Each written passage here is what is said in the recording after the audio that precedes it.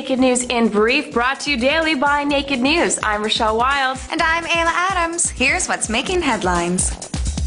European finance ministers have approved yet another bailout for Greece's struggling economy. The amount is $173 billion, which will help the troubled country avoid defaulting on their debts next month. But they're not out of the woods yet. They have to try and trim their debt to 121% of their gross domestic product by 2020. Right now, it's at an alarming 160% of their GDP.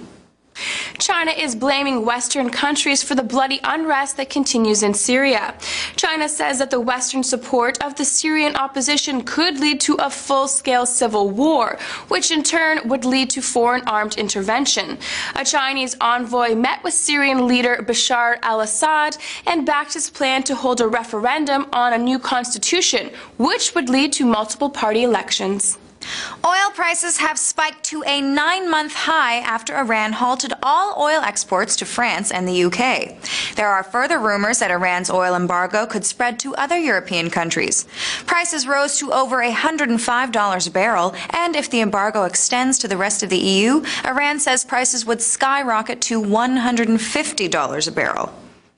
A new poll from Gallup has found that a majority of Americans consider Iran the U.S.'s #1 threat.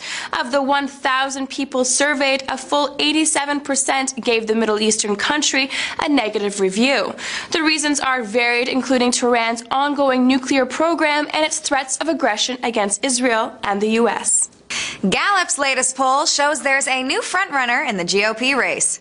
Rick Santorum has taken an impressive 10% lead nationally among registered Republicans over Mitt Romney. The former Pennsylvania senator has 36% to Romney's 26%. Both Newt Gingrich and Ron Paul continue to track far behind, pulling in 13% and 11% respectively. In Brazil, one of the world's biggest celebrations is once again going out with a bang. Since last Friday, an estimated 850,000 tourists have descended on Rio de Janeiro's Carnival, taking in everything from parades to dancers to music and fireworks. Not to mention literally hundreds of block parties where the booze has been flowing non-stop. And just like that, you're up to date on all the day's news. Be sure to come back tomorrow for more of the latest. We'll see you then.